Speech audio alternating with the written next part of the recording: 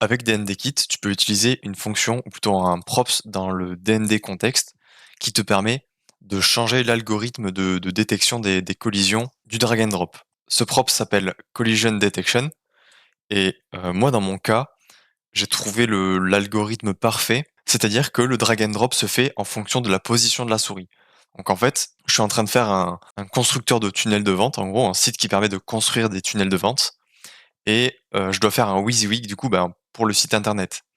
Et pour cela, il faut que je puisse drag and drop des éléments du site. Et sauf que pour les placer, ces éléments, en fait, j'ai besoin d'être précis parce que je peux avoir un container vertical dans une section, sauf que le padding peut être de quelques pixels. Et donc, comme j'ai besoin de placer les éléments de façon précise dans le WYSIWYG, il me fallait quelque chose qui soit en fonction de la souris.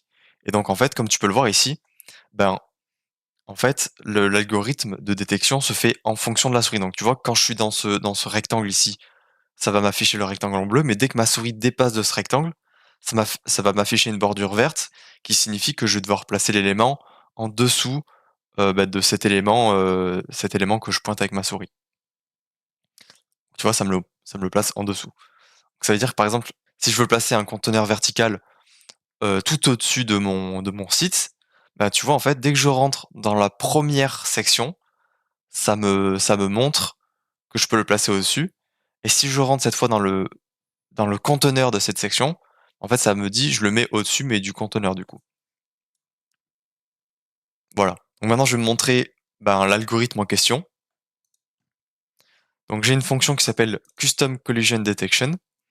Et en fait, je l'ai modifiée légèrement pour qu'elle réponde à mes propres besoins de mon application. Mais le site d'Endekid, en fait, propose déjà une fonction qui permet de faire ce que je viens d'expliquer, c'est-à-dire de faire la détection des collisions en fonction du pointeur. Et du coup, cette fonction, en fait, elle s'appelle pointer within. Donc en fait, pointer within, quand tu passes les arguments de ta fonction de détection des collisions, va te retourner une liste. Et en fait, cette liste contient du coup toutes les collisions possibles en fait. Et du coup, si la collision est supérieure à 0, donc c'est-à-dire que si l'algorithme a détecté que ta souris est par-dessus un élément drawable, alors je retourne cette variable-là, donc la variable pointer collision. Moi, dans mon cas, j'ai fait une condition un peu spéciale qui me permet de détecter une position précise, mais c'est un peu spécial à mon cas, donc je vais l'ignorer. Toi, tu en as pas besoin. Ce que tu peux faire pour implémenter du coup cette solution, c'est ça, c'est cette fonction-là.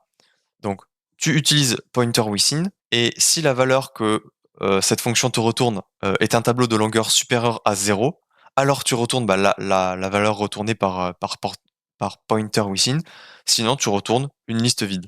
Et en fait, dans le site, eux, ils proposent de mettre au lieu de retourner une liste vide, en fait, tu retournes le fait de détecter le, euh, le carré le plus proche, le segment droppable le plus proche. Moi, c'est pas ce que j'ai fait, je voulais pas ça, donc je l'ai enlevé, et voilà ce que ça donne du coup. Voilà, c'est tout pour cette vidéo. N'hésite pas à rejoindre mon serveur Discord si tu le souhaites. Le premier lien est dans la description.